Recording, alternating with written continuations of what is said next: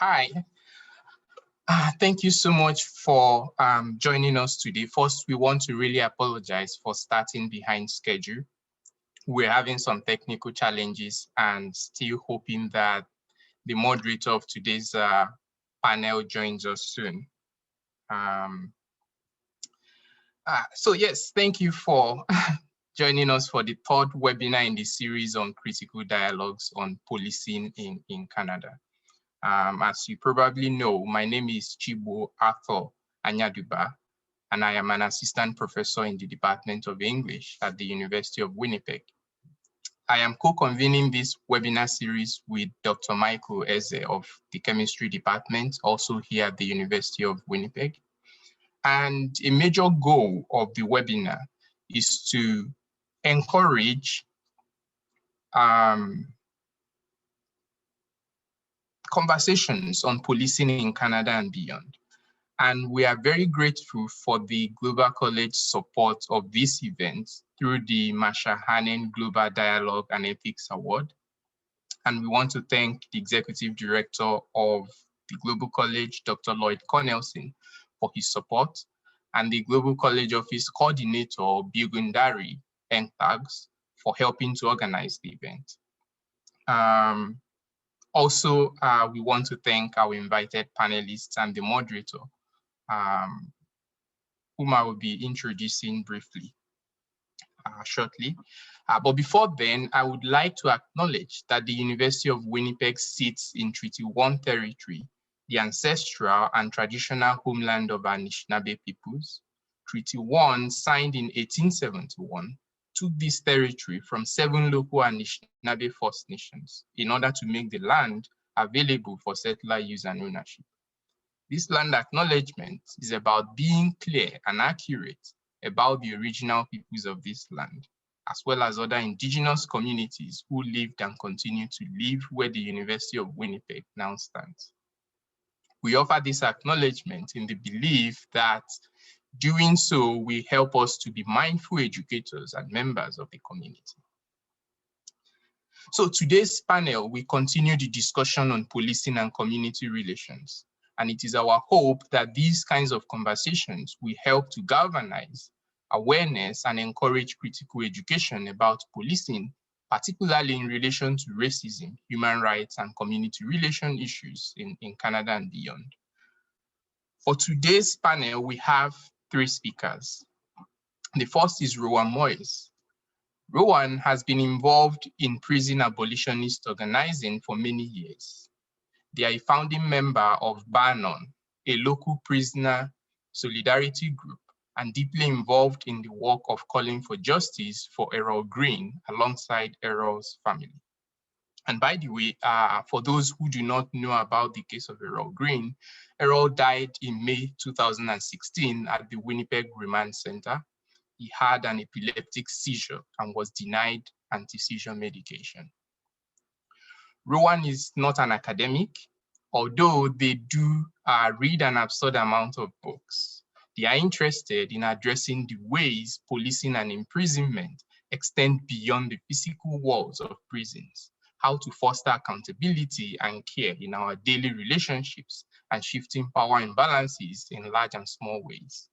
When Rowan isn't scheming about abolition, they can be found in the garden, hanging out with their dog or other people's kids, or at drag shows, at least in non-pandemic life. They also work at Sunshine House and run workshops, and have also been involved in organizing related to the rights of trans people, sex workers, indigenous sovereignty, disability justice, and people who use drugs. Our second speaker, or panelist, is Sergeant Alex Bear. Alex is with the Community and Indigenous Services Unit of the RCMPD Division. Alex is keen to provide perspective in terms of his position within community and indigenous policing as it pertains to crime prevention and education within indigenous communities here in Manitoba. And next is Professor James Christie, who doesn't really need introduction. Professor Christie is a professor of theology at the University of Winnipeg. Professor Christie is also the director of the United Center for Theological Studies at the University of Winnipeg. And finally, we have our moderator who, oh, he has joined us now, great. So we have our moderator, Professor Eliakim Sibanda, who we all fondly know as Kim. Kim is a professor of history at the University of Winnipeg and the associate chair of the University of Winnipeg and University of Manitoba Joint Masters Program in Peace and Conflict Studies. So please, to participate in this event, you can use the Q&A tab below your screen to post your questions to the panelists. Also to note that closed captioning is available and that you can activate it by clicking the closed caption or live transcript icon located in the bottom right of your Zoom window. So thank you very much for joining us. I will now turn things over to Kim.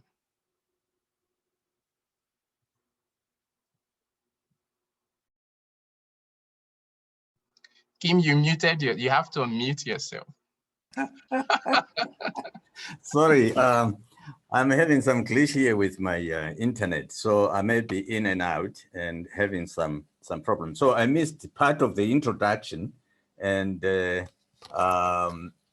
you did you state how the sequence of how they are going to go? Or?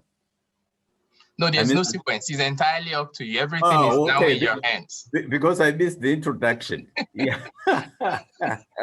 Sorry. Good afternoon. And my name, as it has been introduced, is Kim. I think how we are going to proceed this afternoon is we are going to have each of our panelists talk for about between 10 and 12 minutes at the beginning. And then after that, we are going to have questions from the floor, which of course are going to be posted and we're going to read them. I just want to say, of course, some introduction has been said, and this is more or less something that I just want to say before we begin presenting. I said it last time, and I think I will say it again, that respect is, when we are talking about relationships, we are talking about respect as something that is foundational to that kind of relation. And that respect is presumptive. I know generally we say you earn my respect. It's very easy to do that, because when somebody earns our respect, we put the burden on them, so that I can only respect you if you behave according to some set criteria, which I put. But respect in Ubuntu, as we say, humanists, is presumptive. We respect people because they are human. They don't have to earn our respect. I just wanted to highlight that and to say all relationships actually are based on that. And I think if we can think of it deeply, it is also a legal concept. You respect people, and in legal terms, if you don't respect people, then the laws remind you to do so. Having said that, I think I will then have our presentations, and let me have my speakers over here, and then I will start from my left to my right. I think the person who is on my left right now, it's Dr. Christie, and so we'll start with you to do the presentation, please. Well, thank you very much, Kim. With your gracious extension by a couple of minutes of the time that we have, it leaves me an opportunity to express a few words of appreciation as well. And I must begin, of course, by thanking the Umuno Igbo community for the invitation to be a part of the panel today. The Umuno Igbo is not simply a community of friends, but nearly 10 years ago now, they conferred upon me the honor of being a chief of the Igbo community with the Igbo name of Nwani Danamba. And I consider that to be forever one of the signal honors of my life. And it is always a pleasure to be engaged with the community in whatever projects they may be involved in.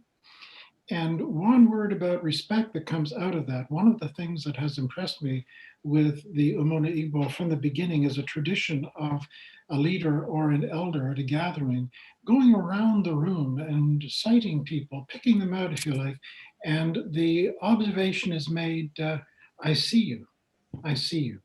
And to me, that is one of the most respectful things that we can do is see each other. And that includes, of course, the police themselves. It includes prisoners. It includes those who are now back in society. And it includes those people who are in difficulty and who need great support. So thank you to Ezania and to Chibo and the Igbo community for continuing this wonderful ongoing series of conversations and dialogues, not only in this area, but many others. And a thank you to you, Kim, for accepting to be the moderator. Kim and I have been friends for, well, I don't know, a very long time now. And as a friend and colleague, he has introduced me to some of the most fascinating programs that I've ever had the privilege to work on. I'm sure he'll remember the late Vincent Harding and Claiborne Carlson, and it's been a wonderful privilege and great to see you again, Kim. And I also want to express appreciation before I say things that may well be deemed as critical to the police people who may be participating today. And of course, I note Alex, but others who might be participating by being part of the audience. I have had the privilege of being engaged with police services at the regional, municipal, provincial and national level in Manitoba, Quebec, and Ontario. And their job and their lives are difficult and challenging. And when we take them to task, it is not with a lack of respect. And lastly, I'm using up a few of my minutes, but I have some old debts here, including to acknowledge that Bryce Brennan, our technical guru for today, helped make me a pioneer in web work, if you can believe that, by working with me to establish the use of WebEx at the University of Winnipeg the better part of a decade ago. It's great to be with you all and to see you all and to be among friends.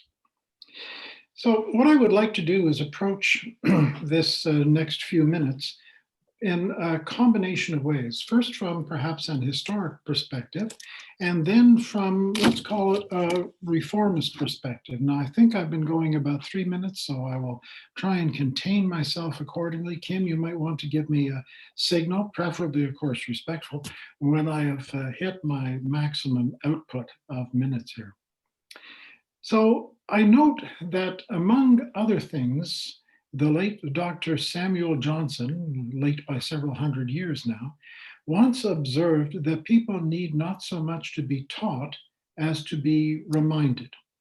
And as I was thinking of that remark, I thought, you know, I would be well advised to take a look at the history of modern democratic policing. I want to stress that term democratic in the middle. And that is attributed to Sir Robert Peel in 1829 in what was by then the United Kingdom. Peel didn't only establish the Metropolitan Police Force in London, England, he also articulated 9 principles of policing. And I am a great believer that when we are reflecting on and assessing the work of any individual or group, we need to address that assessment, that judging, if you like, from the professed principles of that organization. Not the principles we would like them to have, but the principles that they themselves would profess. And I found, much to my surprise, frankly, and interest, that the website of the Ottawa Police Services includes Peel's 9 principles on their very first page. And I'd like to share them with you in case there are those amongst us today who are not familiar with those principles. And that's the historic part, if you wish. The first is that the basic mission for which the police exist is to prevent crime and disorder. Secondly, The ability of the police to perform their duties is dependent upon public approval of police actions. The third point, police must secure the willing cooperation of the public in voluntary observance of the law to be able to secure and maintain the respect of the public. Fourth, the degree of cooperation of the public that can be secured diminishes proportionately to the necessity of the use of physical violence. In the fifth, police seek and preserve public favor not by catering to the public opinion, but by constantly demonstrating absolute impartial service to the law. Six, police use physical force to the extent necessary to secure observance of the law or to restore order only when the exercise of persuasion, advice, and warning is found to be insufficient. The seventh, police at all times should maintain a relationship with the public that gives reality to the historic tradition that the police are the public and the public are the police. The police being only members of the public who are paid to give full-time attention to duties which are incumbent on every citizen in the interests of community welfare and existence. Eighth, police should always direct their action strictly towards their functions and never appear to usurp the powers of the judiciary. Ninth and final point, the test of police efficiency is the absence of crime and disorder, not the visible evidence of police action in dealing with it. I find those extraordinary because they really could pertain and ought to pertain still to the world that we live in nearly 2 centuries after they were promulgated. But even that is worth noting. Modern democratic policing is less than 3 human lifetimes old. I've actually been around for over a third of the history of modern democratic policing. In essence, democratic policing is still in an evolutionary process, which helps us to understand the need for engaging with the police services and with every aspect of society and trying to improve the way those services are delivered. I want to note as well 2 things. The term police itself is important. It comes, of course, from the term polis, the Greek for city. A police person, originally a policeman, is therefore a person of the city, a person whose concern is the city in the sense of community, not necessarily urban definition. And it might help many of us who are outside the police services to recognize that the role of the police is essentially a role of stewardship. They are public servants, but in a very particular kind of way. And it is up to the public through municipal councils, through provincial legislatures, and through national parliaments to ensure that the police have the best tools, including the best training at their disposal. Very often we hear conversations, I think in every province in which I have had the privilege of living and working, and for that matter, every country, certainly in the West, of hearing people talk about law and order. There was for many years a program on television called Law and Order, which then moved into a whole variety of variants. The trouble, of course, with law is that it very often becomes in our societies an end in itself. And if we are not careful about our laws, then we find that the law is not a useful or just tool, but simply a hammer. And if the only tool that you have in your kit is a hammer, then every problem is a nail. And that is something that the police deserve a much better, they deserve a far better toolkit from us. To that end, 5 very quick points. First of all, our laws have got to be better. And let me give you just one simple example. Drugs, no matter what form, ought not to be a legal issue, but a medical issue, because they are. The second point is, of course, has already been emphasized, the police are part of the community, but all too often in modern policing in many cities in Canada and throughout North America, the police have ceased to be part of the community and are reduced to their squad cars. and emergency response. And we find that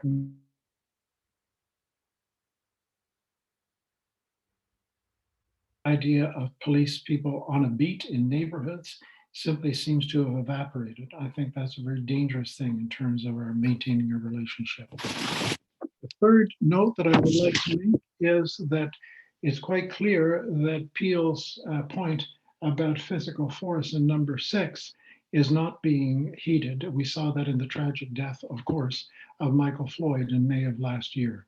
The issue of de-escalation has got to become critical in the preparation of police forces. And that is true not only for de-escalation, but restraint.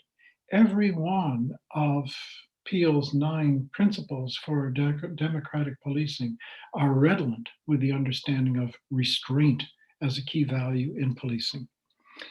The next point, very briefly, is that it is critical for us to demilitarize police forces.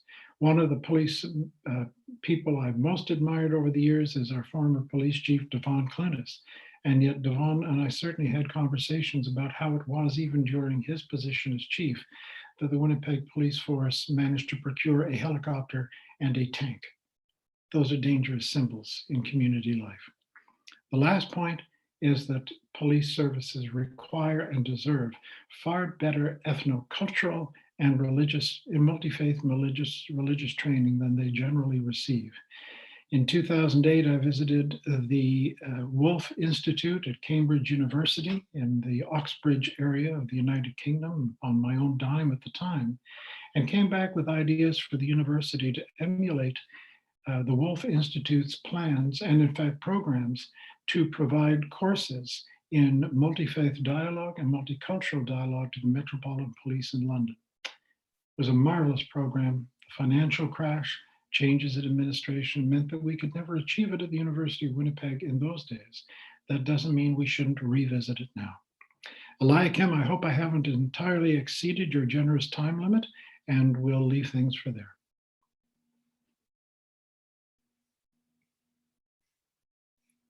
I think you're on mute again. Oh, okay. Yes, thank you so much. Oh, yes, you gave back some time to me. Actually, you still had some time to go. Then we will now move on to have Ms. Rowan Moore be the next speaker. Hi. Thank you for the invite and also for the intro, Chibo. As noted, I am Rowan. I want to start off by acknowledging that most of my wisdom around this topic comes from people with experience within carceral systems, including my own experiences. And I use a very expansive definition of incarceration.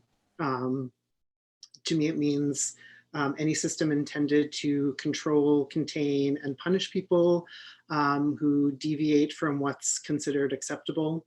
So that also includes CFS and psychiatric incarceration, immigration and border controls, and even things that are often looked at as alternatives to policing, like healthcare and social work. There's really deep wisdom from people who are often negatively affected by these systems that tends to get overlooked by academia and more colonial knowledge systems, but that deviating from these supposed norms doesn't mean people don't know what they need. And often they've actually created really brilliant strategies to navigate and survive these structures that go unrecognized. I also want to offer some context about my own identities and background, kind of further to Chibo's land acknowledgement. I'm trans and non-binary. My pronouns are they, them, as you can see beside my name. I am also disabled and autistic. I think these things are very relevant to this conversation because there are ways that I am very visibly deviant in the world, which is to say I experience frequent surveillance and harassment based on the fact that my appearance and behaviors regularly fall outside of what is expected. I grew up in Winnipeg. I don't know my dad's family or history, but my mom's family were migrants and came here after shifting borders, landed them in the boundaries of what is now Russia. And they fled here in the 1950s after experiencing violent repression from the state based on their religion, in the form of, death in work camps and so on. So I grew up hearing this myth that Canada was a safe place, even as that was proven to be untrue fairly early in my life, as my mom and our family had encounters with CFS and police, but still no recognition from the sort of wider family narrative that their whiteness made it largely safe for them, while Canada was committing similar forms of repression against Indigenous peoples and Black and POC communities.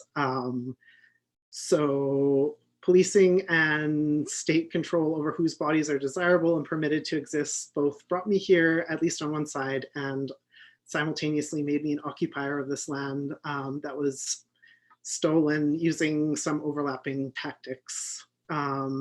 So historically, the RCMP, who began as the Northwest Mounted Police, were created to control Indigenous people and combat their resistance to colonization. And that legacy continues today.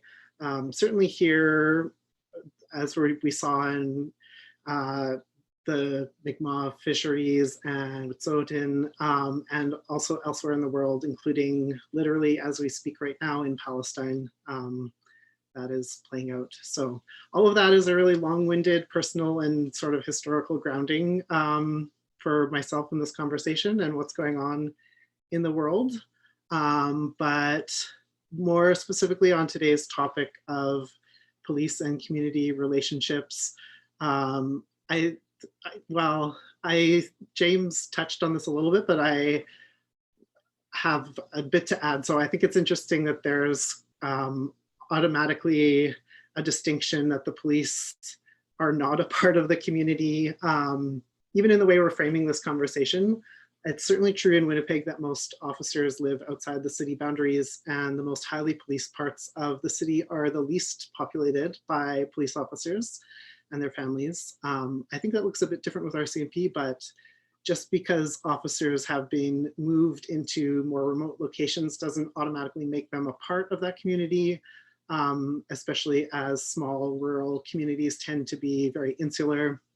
I think it's important to ask ourselves who is a part of the community, who gets to define that, whose safety is being prioritized.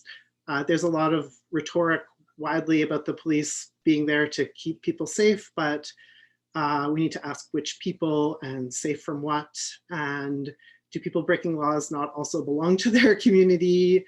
Do people not breaking laws but are thought of as undesirable belong? Mariam Kaba wrote that no one enters violence for the first time by committing it, meaning we learn how to do harm because we've experienced it or seen it.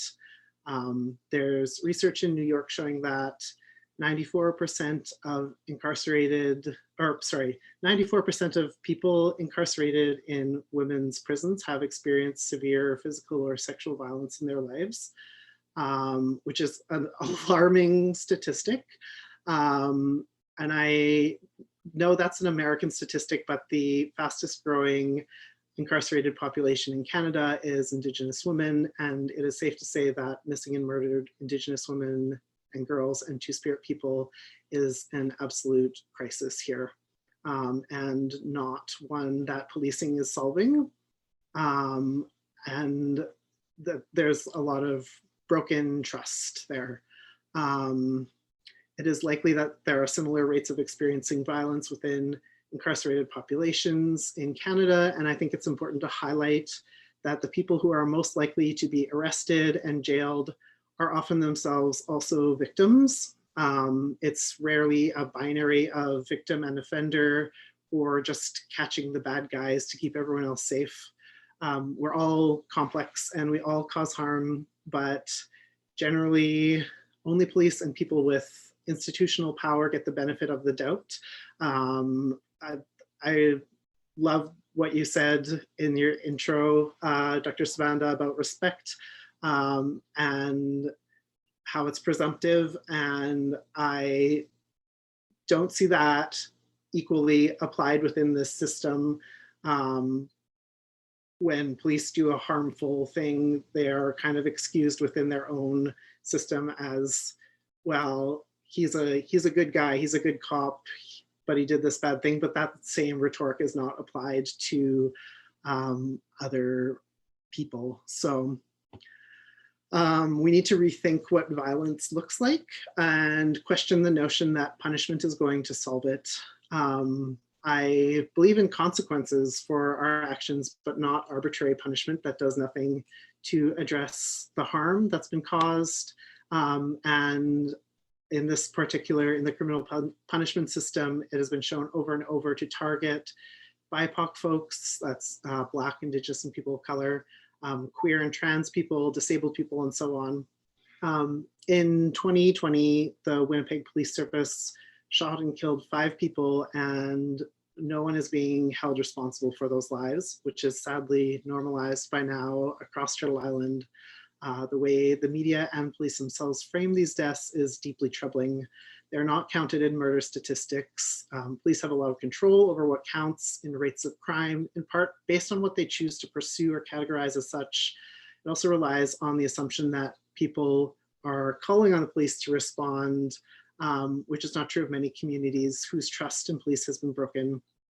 Our state is responsible for violence in many ways, but is rarely talked about as such. Poverty is violence. There's no reason people should be without food, shelter, or clean water, period, end of story. Again, as James mentioned, criminalizing drugs is violence. In Manitoba in 2020, there were 372 overdose deaths, which is more than 1 person a day last year. And that is 100% a result of criminalization, because people do not have access to a safe supply and to a safe space to use drugs. We're the only province between BC and Quebec that does not have sanctioned safe use site, and that it's shameful, a shameful lack of action from our government. These are really extreme examples, and there are many ways that policing and policies contribute to violence that doesn't result in death, and I'm not even touching on the more insidious ways that policing shows up in our lives and our communities. I think that collectively we need to strategize and take responsibility to move away from this one-size-fits-all approach. We rely on police for many things that they are not equipped to do, including wellness checks, and it is wild to think that sending anyone in with a gun is a good plan to de-escalate a crisis. Police are not, they are actually empowered to level up the level, the force used. So that's the opposite of de-escalating. And it's obviously up to the individual officers, but depending on their own biases and prejudices, that's often not what happens. So there's also a lot of research that shows that training and diversity and that sort of tactic doesn't actually make a meaningful change in the behavior of police, in countering their biases.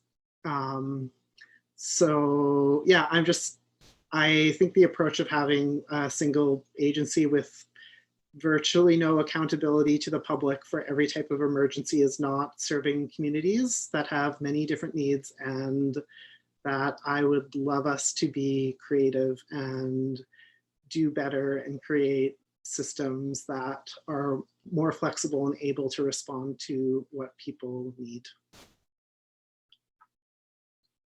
I'll hand it back to you, Kim. Thank you so kindly, Rowan. I would just to make a personal apology here. when titles when people were introduced, I missed the title part of it, and I realized I referred to Rowan as Miss instead of they them. It wasn't intentional. It was simply because I missed the title part of it. My apologies. Now I think we'll move on to Officer Alex Bear.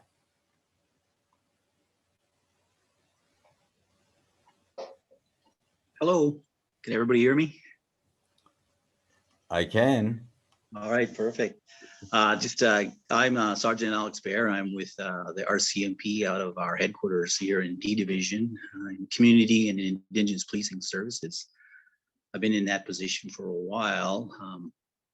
Just to give you a background of, it'll be 30 years policing service with the RCMP. And all of my service has been in Manitoba. I'm actually from Manitoba. I'm from the Peguis First Nation here in the Interlake area. Spent most of my life there growing up. Just to give you background, my family, residential school survivors, even including a day school for my siblings and including myself. But getting back to like my position, I just want to say also, like, basically, thanks for having me. It's a pleasure to be on here with everybody, with Dr. James and Rowan, with you, just listening to both. It's really it's nice to hear different sides, and a lot of stuff that I do now with our community Indigenous policing services here in Manitoba. What a change for me from policing frontline and then coming into where I am now. Gives me an opportunity. I guess one of the things that I mostly do in my role is working with Indigenous communities, and I guess with different partnerships. A lot of what I do is, I guess, monitoring, assessing the Indigenous policing programs that we have. And in my unit, we basically focus on a lot of programming initiatives, implementation, both operationally, I guess, and administratively, but mostly ours in my unit is, I guess you would say, basically, I guess crime prevention, education pieces, and my role, I guess, in the Indigenous policing side, going through my service, has to do with a lot of, I guess, my role in terms of helping our members, our memberships, when we are policing Indigenous communities. It's different compared to a lot maybe have never policed an Indigenous community, or for that matter, any, I guess, ethnic community that they're not familiar with. And even myself, being First Nation and understanding the other I guess, cultures, and even the Indigenous cultures, the Inuit, the Manitoba Métis Federation, the Métis, we work with them very closely. We work closely with other organizations such as MKO, Southern Chiefs Organization, Assembly of Manitoba Chiefs, the Manitoba Inuit Association, and even some independent First Nations like the Sioux Valley Dakota Nation, who are self-governing. And I guess the biggest thing too is, and I saw like the word respect is in there as part of our core values. And that's the big thing also. And I guess the communication piece, I guess, for my unit, and I find that's big when we're coming into policing and helping out our detachments. And they do call us a lot in terms of different, I guess, they're not sure on a lot of items, like cultural items, what to say, how to go about, how to approach. Because we can't forget, like, even me coming through the force, or I guess the ranks, educating while on the front line, educating the members that I were partnered with, who were non-Indigenous, and even learning about their culture also. my ignorance in that portion there too, and being educated myself. And even today, getting educated on our different protocols, Indigenous protocols, way of life, and seeing different cultural, I guess, backgrounds. While I was in training, I was actually not training, but when I was coming through the ranks, I was actually in a recruiting section here in Winnipeg, and that was one of the things that I found is going into the different communities that were not Indigenous, and seeing being invited into their way and being educated on that piece. Even within our section, we have a cultural diversity section, community policing section. Sergeant Doug Lukaway, who was on the panel, I think a few weeks ago, and Constable Chris Joven, being educated on what they have to deliver to the different communities on what we do policing, educating our members on the different cultures. I guess one of the things that I found, like even coming through the ranks, and even when we working with the different governments, and more importantly, I guess, working with our communities, our leadership, chief and council, presidents, vice presidents within the MMF, counselors, elders, I guess, knowledge keepers, and I guess one of our biggest, the RCMP, and everybody, I think, over across the governments, and talking about reconciliation and our strategy. I shouldn't call it a strategy, it's not a strategy, our story. It's actually online now. You can go onto our local website to get a copy of our story that we're calling it. And one of the big things out of that one, when we started back in 2018, is our communication piece with our Indigenous communities. And you know, it doesn't just, I guess, part with saying it's our communication with everyone that we provide a service to. And I think when we started out, one of the major things that I felt in our division in moving forward with our reconciliation, being our commanding officer, at the time commanding officers, and commanding officer now, Assistant Commissioner Jane McClatchy, myself, Inspector Catherine Light, everybody that took part in our communications, moving forward, when we started out, like, what are we going to do? You know, it's we're going to go to our Indigenous elders, organizations, leadership, and we're going to ask. That's the simplest thing that I could have said, and everybody thought the same thing. You know what? Yeah, we're going to go and we're going to ask, because reconciliation, residential schools, Canada, everything involved, we just simply have to ask. And you know what? They'll guide us. They'll guide us through this together, working together as best we can. And it's been a rewarding, and I'll be honest, it's our reconciliation story. It is a story. It's never going to end. It's going to be something that is ongoing, and we're going to learn as we move through policing and working in our communities, with our Indigenous communities. I guess it's different, me being Indigenous First Nation. I see it through my lens. I see it through growing up on a reserve back home, and then leaving the reserve, and seeing what's all out there, different ethnic groups. I guess one of the biggest things is really understanding everybody that we deal with and communicating with each other. And my big thing about that I impart, or when I do provide a guidance to our policing service, is to listen. Hey, don't be so. I know we like to help people, and maybe too helpful in a way that we're interrupting, especially with our elders. And we take it when we're talking with them. We listen and pause once they stop. They might not say something, but they're waiting, they're collecting what we're telling or what we're saying to them, and vice versa. And just to listen and then respond. And one of the biggest things that I noticed too is a lot of, I guess when it's about, I guess, I think it was Dr. Christie, I think you mentioned about, you mentioned accountability in there.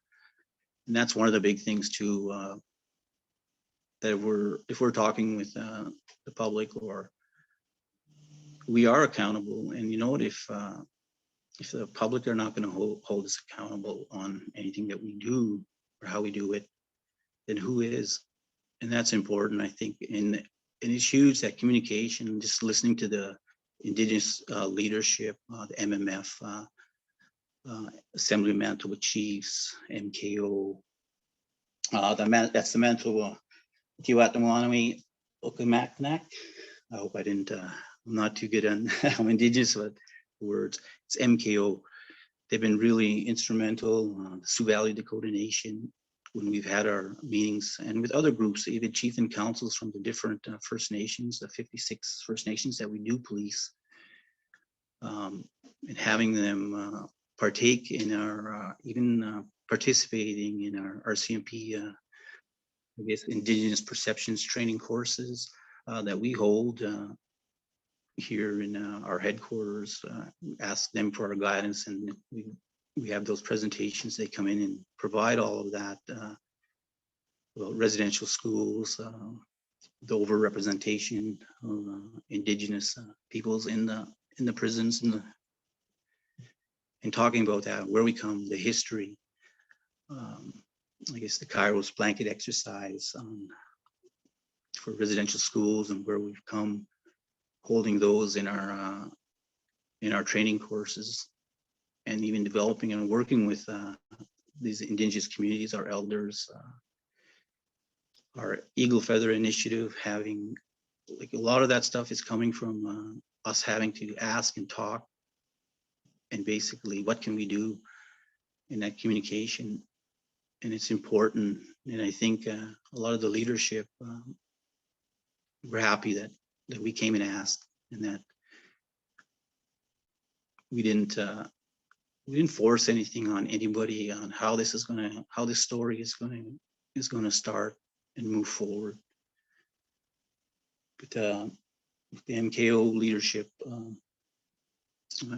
Grand Chief said, like, we can move forward, but we understand, like, we can't forget the past also. And that was important, listening to the leaderships, the elders, a lot of things. There's a long path, journey ahead of us, and like everything, the elders were important. The leadership, the Treaty Relations Commission, that we met with them and their elders, and everybody, Southern Chiefs Organization, Grand Chiefs, take your time, don't rush things. Communication is important at the detachment level and at the higher management level. And my big thing is that at our detachment level, with our detachment personnel, members, commanders, working on agreements on how to that communication, having that openness on how do we go about things. And even in our unit, with the province and our unit on our restorative justice pilot project, and how are we going to increase more restorative justice within our communities, within our investigations, and that's key, because we do need more restorative justice, and where it's going to take us, and even educating our membership on restorative justice, and working with the restorative justice workers and how to move forward with a lot of this. And that's education on our part too, the RCMP, our membership, and even our national, doing a lot of things, training programs, our commanding officers, Indigenous Advisory Committee, who were also very important in providing guidance to us as we move forward on a lot of these. We can't forget to part of my role in my unit is also working with the province, Public Safety Canada, on the First Nations policing program, or individual CTAs. And I guess it's just the big part, I think, is communication, listening, and we're asking. I think I've taken up a little bit more than my time, and I'll leave it at that. But I just want to say thanks for having me. It's been a pleasure. I'm honored. Thank you.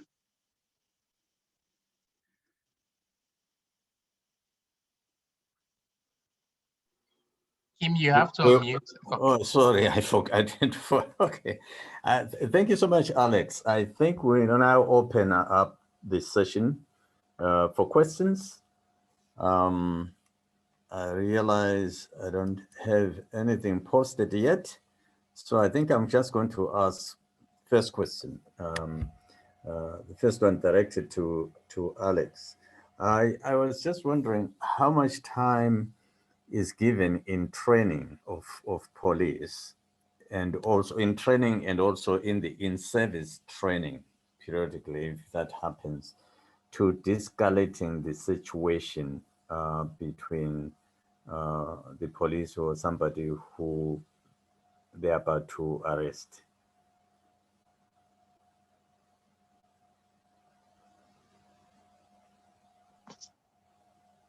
And training, like at our depot where we do go for training, is 6 months training. And a lot of it does deal with, I guess, arrest, detention, criminal code investigations, how to go about different investigations. And it's 6 months training there. And we do have policing, I guess, community policing presentations there also. When I joined back in '91, we did go to a First Nation community, my troop. And my troop, to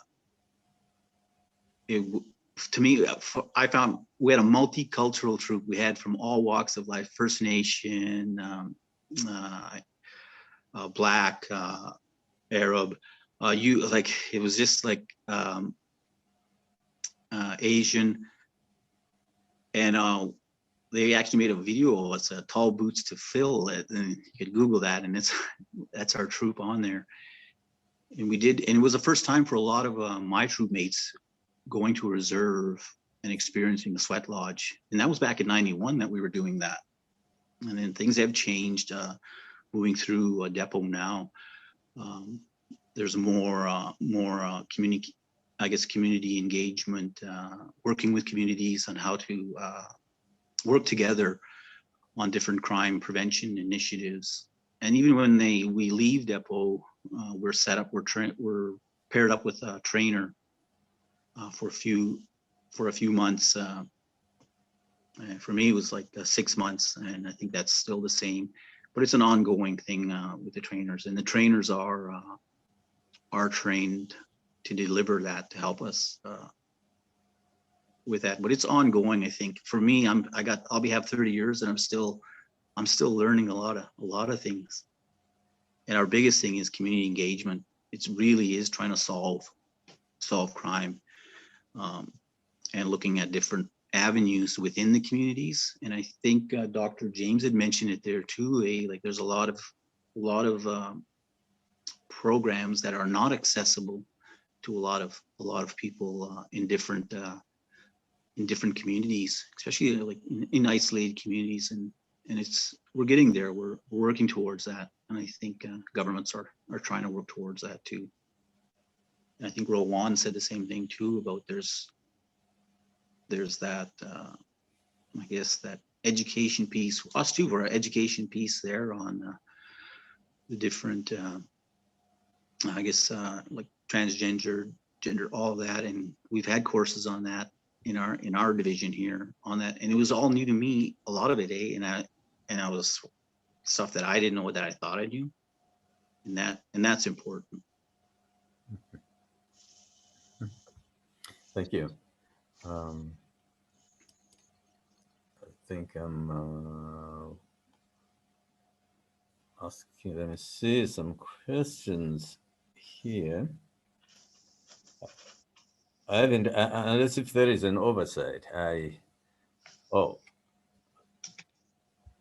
the first question.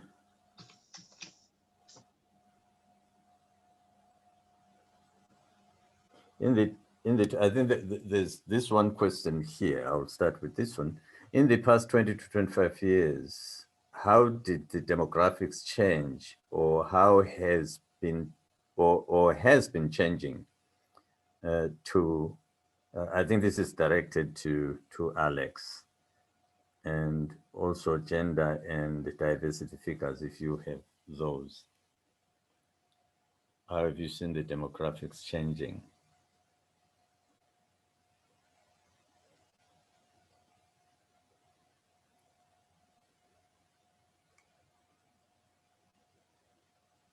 Oh, I don't know if Alex. Sorry about that. I forgot to put the. Can you hear me now? Yes, we can hear.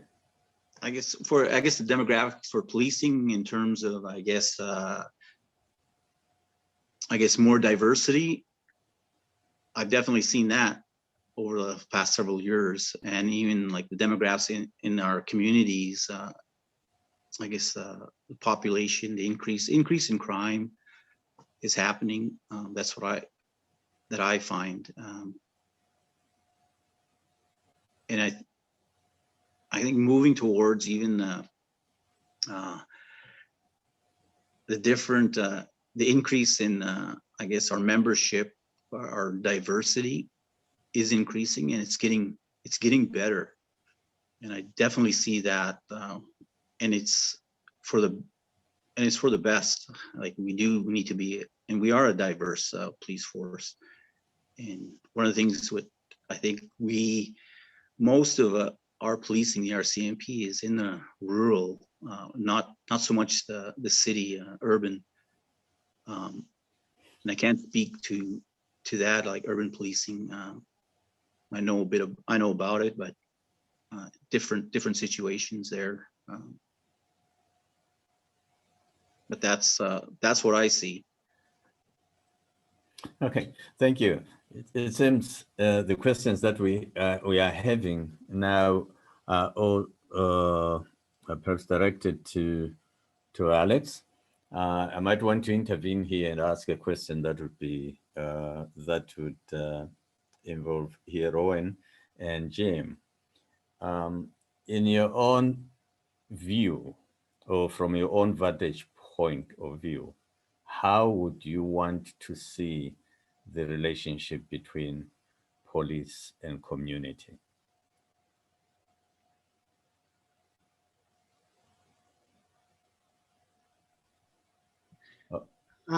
Sorry, was that directed to me or James? I wasn't sure. Both. I'm going to defer to you, Rowan, to start with. Sure, I'm going to start. Can you repeat the question? How do we? I mean, perhaps put it this way: insofar as from your own standpoint of view, it's just from your own standpoint of view, how would you want to see or consider as the ideal relationship between the community and the police? Well, I mean, right now there's a lot of calls to defund the police, which I think that's sort of where I'm coming from. And even if it's not like we wake up tomorrow and there are no police, which personally I would be fine with that. But it takes up just so many resources to run a police force of the size that we have here in Winnipeg. It's a third of the budget. We're paying for a helicopter that is not actually keeping us safer. We're paying for a tank that's showing up to people who are having mental health crises. All these things cost a lot of money. And I would really, really, really love to see the city cut back on what they're spending on police. The budget keeps going up, even though there aren't actually more police officers being added to the force. It's more that they're paying more in salaries and for further militarization of the police force here. And I just think that it would go so much further if that money went to community services that do a much better job of keeping people safe, and not, then people don't need to rely on things deemed criminal to survive. So that's sort of my take. I also, to like kind of tack on to the question of, I don't see like diversity solving a police force. There's a lot of research on that also, and there's been the like consensus is that diversifying the people who are policing doesn't necessarily take away the biases in policing. Some studies have found that it actually increased the ways that people responded. Nobody, I think, has explored why that is, but like simply just adding more women and more Black and Indigenous people to a police force does not make it less violent overall. So that is not a tactic I'm interested in, but yeah, I'll stop there and let James respond. Well, thanks, Rowan. I want to say that first of all, I appreciated Rowan's initial remarks and perspective. There was so much in that in a sense were implied in the list of reforms that I offered, that I'd say she provided the real life case studies, if you like, or at least an indication of what they might be. And I agree with them. I have been in cities and in countries where police are effectively democratic police, that is to say, without any kind of constraints by civil society, have not existed. They are very unpleasant places to be.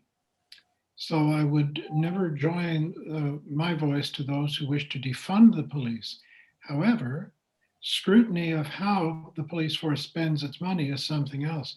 I am increasingly convinced, given the trends in our neighbors to the south approach to policing, that we have confused policing and the military. Rowan has mentioned that, and I would echo it.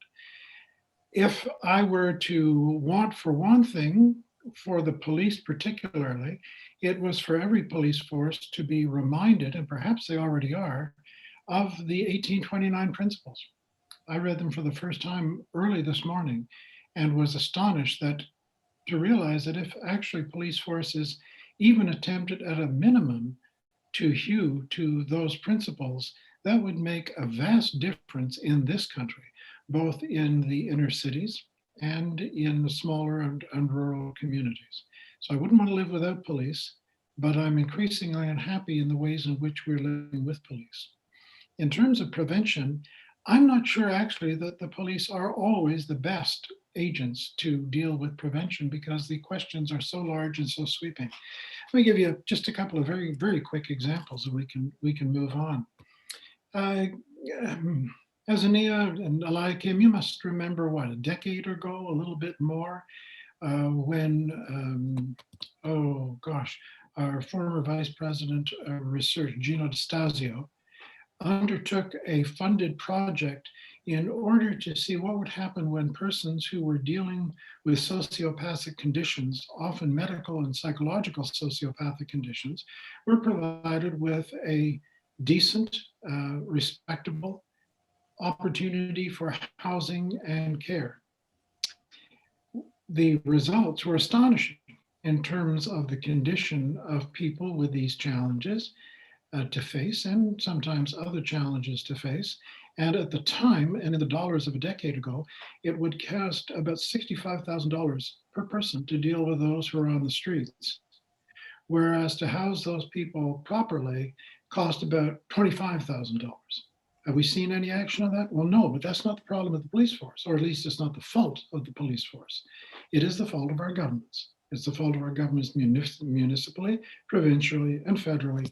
They pay no attention because they are themselves very often caught up by interests that are not necessarily the interests of the entire community, but the interests of certain narrow elements or segments within the community. Just, was it last week or the end of the week before, the Honorable Leah Gazan, who is herself a Lakota woman of partly Jewish ancestry, so she fits into those categories that are often marginalized as well. The MP for Winnipeg Centre introduced in the House a bill, a private bill or motion for unanimous consent to move towards the discussion of a basic livable income. I'm not sure, but I think it may have been Tolstoy, a bit of a dreamer, granted, who first noted that poverty is a crime. I think it is, as Rowan suggests. It's also unnecessary. But the governing liberals who claim a feminist agenda, they claim, oh Lord, so many positive agendas, including an agenda for reconciliation, shut it down and wouldn't allow it to proceed.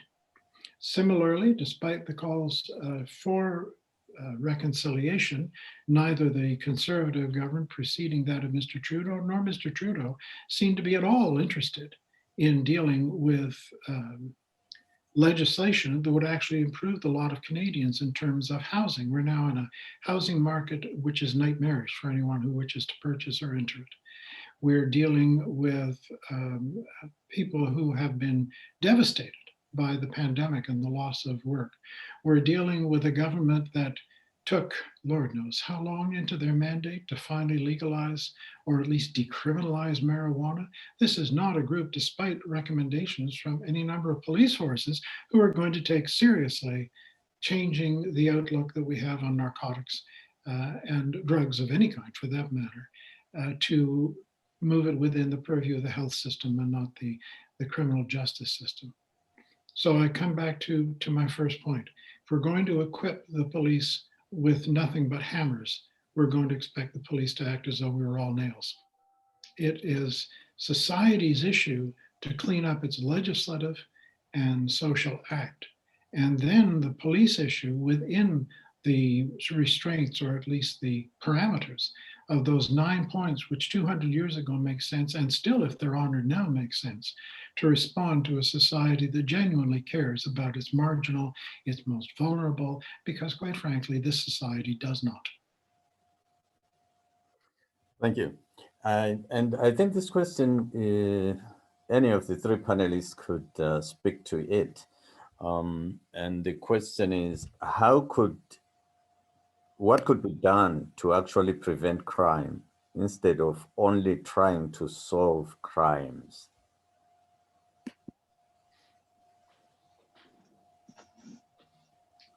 It's Alex here, Sergeant Bear. I guess from my standpoint, I guess one of the things like I talked about earlier, like a lot of the stuff that we're asking and we're trying to work with the communities, like our consultation and engagement is more, I guess, more forward now, that we're asking, how do we go about with the elders? How do we come up with violence preventive initiatives, training, and like even operational policy, asking where is it that we need to focus. We're asking, and we are getting feedback back. And like I said, like it's going to be ongoing. When we're going about asking, how do we go about this? And I think, James, you're right. I think you had mentioned it, that we're going to need to get back to Robert Peels there and looking at asking, I guess, the community how to go about. And you know what? Communities know what they need in their community, and we should be consulting them and asking them. And we've done that in the past. I think with reconciliation, the way things are now happening in the world. it's more so now pronounced, I'd say. And that's one way, and not just like elders or leadership, the youth too, asking the youth and asking everybody involved, how do we go about doing this instead of just arresting and putting the accused or those in violations in jail or putting them through the courts.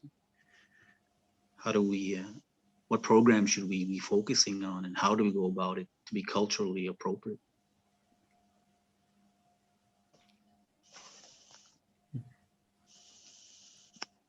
You know, Eliakim, if I may, and to Alex and to Rowan, it strikes me that one of the tragedies of having not simply ignored but oppressed Indigenous communities officially from Confederation on, it tended to be unofficial before Confederation, but our first Prime Minister turned repression, oppression into an art form. The loss of so many things from Indigenous culture has been tragic, and restitutional violence as opposed to, I think it's restitutional justice that I'm looking for rather than punitive justice, is something that we're still playing with. But to take that seriously makes a big difference. Look, we've all, I suspect, at some point or another been the victims of what is regularly called crime. We've had a break-in, or we've had a car vandalized, or we've had a bicycle stolen, or some of us tragically may have also been victims of personal crime. And I've been fairly lucky, partly because I suspect I'm large and I'm white. I walk to the edge of the sidewalk and I look really almost as mean as I am, Kim. But aside from all of that, we can all and probably have been victims of some kind of crime. But when I have my car vandalized, I don't want somebody to go to jail for it. What does that do for me? Nothing. What I want is to have someone be accountable enough that they need to assist me in getting that repaired.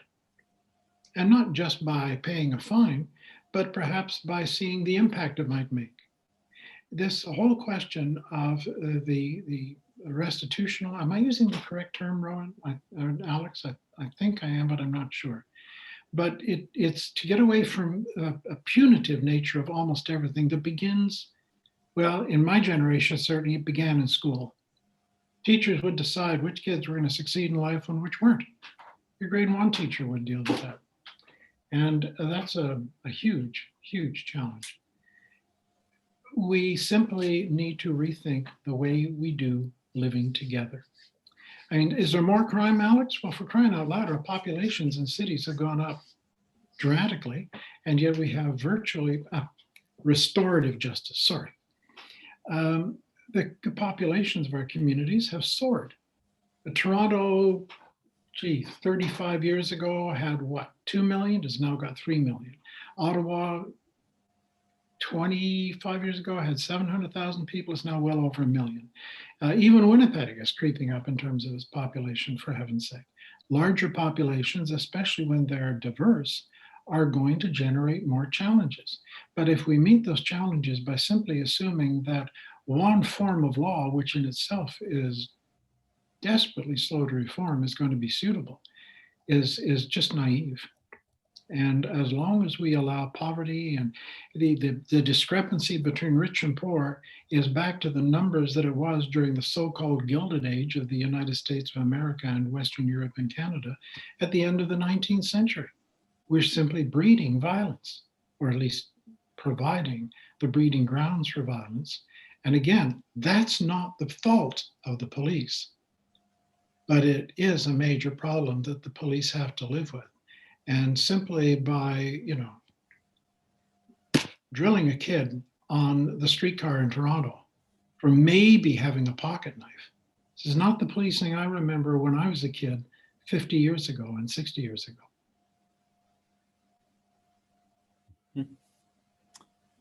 Thank you, Jim and Alex. Did you want to say anything to that, Rowan? Sure, I can add a little bit on to what James and Alex have said. I appreciated that Alex brought up listening to the youth as well. I think it's interesting because I see a lot of Indigenous youth kind of claiming that reconciliation is dead, that they're done trying to reconcile with a government that is like continuing to enact violence upon them. And I also appreciate, I think James has pointed out a few times that policing is really new, not an old institution, and putting people in cages is also extremely new, and was essentially a reform for policing. Like it was initiated so that people weren't killed, they were just held. But it's not restorative. It doesn't address what's happening. People, Victoria law talks about how if prisons were actually doing what they kind of claim to do, to offer people the chance to reflect and heal and do better, then paroles wouldn't be like consistently, people would feel safe when somebody who harmed them got out of jail because it had done the thing it was supposed to do, and that's just not what happens. And also how people continually cycle in and out of prison. Once you're in, it's hard. You have all these restrictions on your life and where you can go and what you can do, and where you can work and who you can be around sometimes, and it makes it really hard to stay out of that system. So yeah, I really think we could be doing things a lot differently. I also think that this isn't even a really old system. People have been on this land for thousands of years and living without police and prisons. And I feel like our diversity is actually a strength, not something that creates problems. It just means that there are more solutions, and that the way we're applying one solution across the board is really harming a lot of people who have very different needs. So yeah, that's all I'd like to add. Well, thank you so much. Unfortunately, time has run out, and we still have 4 more questions here. And I think what I will do is just to read out the questions so that as we leave, we may be pondering over these questions. Some of them I realize have been partially answered in our conversation, but I think it would be good if you would hear what the questions are, which are posted here. And there's, of course, we don't really have time for you to address them. The first one was, I think, addressed to Alex. It says, based on your background and experience, as well as your worldview, how do all these influence, which means the background, the experience, the worldview, yours, how do they influence your judgment and the handling of cases relating to other minority and marginalized groups, including the Black community? The second one, I think it was referring to Alex as well, which says, what does it mean to have gender diversity within the RCMP when the widespread sexism remains rampant? And the third one, the question is, given that the PL principles are the foundation of policing and they have never been lived up to by any police force, isn't it possible that policing itself is fundamentally the wrong tool to address the problems it was meant for, meaning the PL? And then the last one is, what are some examples of restorative justice practices in the community that Rowan and Alex can share with us? Unfortunately, we have run out of time, but these were the questions that were put across to us. And at this point, I'll just say to the panelists, thank you so much. And then yield the floor to Dr. Mike Eze, who is going to give us the closing remarks.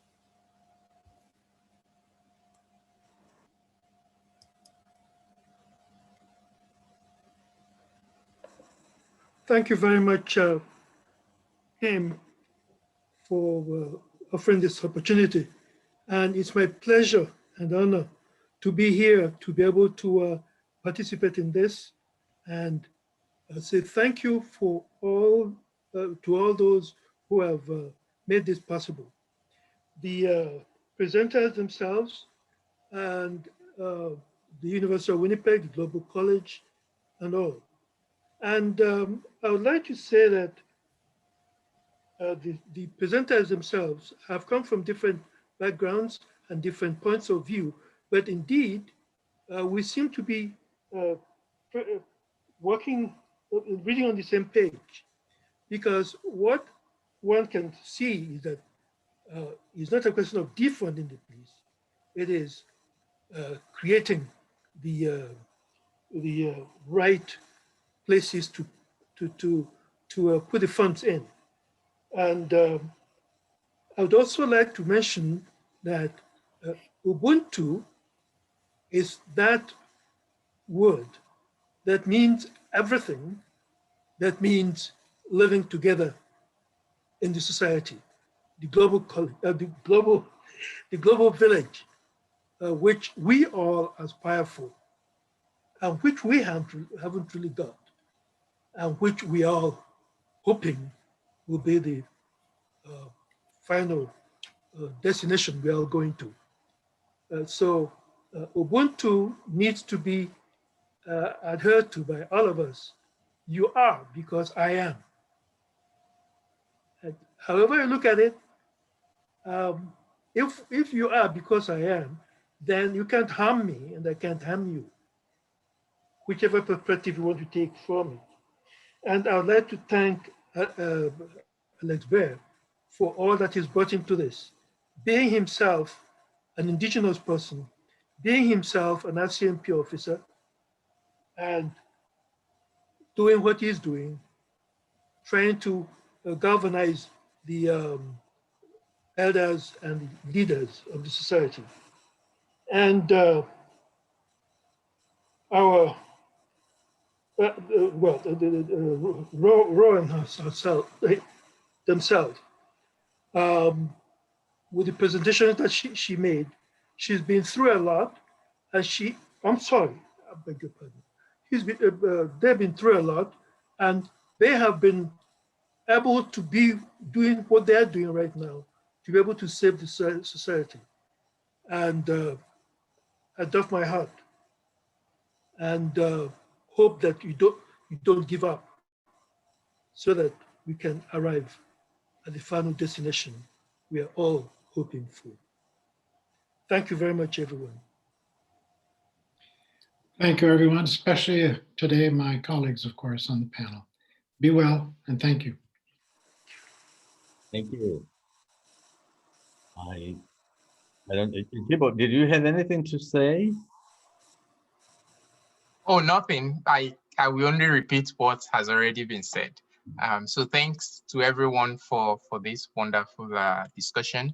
I think I'm constantly reminded by these kinds of discussions that one of the major issues that we have with policing is always that understanding of the colonial histories of our policing, and that some of these issues cannot be dissociated from that colonial history that ensured that policing became a weapon for controlling some racialized and colonized communities, and that these issues have continued to define how we interact and relate to the present times.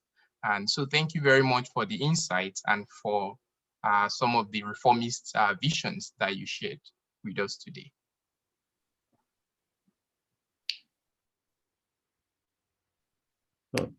Well, thank you so kindly. I thought,